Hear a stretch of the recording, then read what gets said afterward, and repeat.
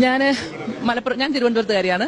ഞാൻ മലപ്പുറത്ത് വന്നിട്ട് ഇപ്പം ഒരു 5-6 വർഷമായി. ഞാൻ ചീഫ് മാനേജറായിരുന്നു കൊണ്ടോട്ടി ബ്രാഞ്ചിന്റെ. അതിനുശേഷം ഞാൻ മലബാറിന്റെ മുഴുവനും മാർക്കറ്റിംഗ് മാനേജറായി. അതിനുശേഷം പ്രൊമോഷൻ കിട്ടി മലപ്പുറം റീജിയനിന്റെ കൺട്രോളറായി, മീൻസ് റീജിയണൽ മാനേജറായി.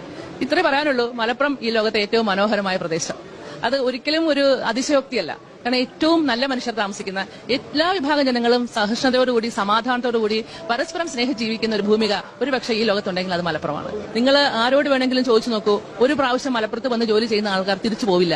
അല്ലെങ്കിൽ വളരെ വൈമനസ്യത്തോടുകൂടി മലപ്പുറത്തേക്ക് ട്രാൻസ്ഫറായി വരുന്ന ആൾക്കാർ പിന്നെ മലപ്പുറത്ത് കണ്ടിന്യൂ ചെയ്യും. മലപ്പുറം ജില്ലയുടെ സ്നേഹത്തെ പറ്റി എനിക്ക് എന്റെ പദാവലി അത്രമാത്രം സമ്പുഷ്ടമല്ല. മീൻസ് അത്രമാത്രം സ്നേഹവും സഹോദര്യവും നിറഞ്ഞു നിൽക്കുന്ന ഈ നാട്. അതുകൊണ്ടാണ് ഞാൻ മലപ്പുറത്ത് ഒരു ഫ്ളാറ്റ് വാങ്ങി ഇവിടെ സെറ്റിൽ ആവുകയും ചെയ്തു.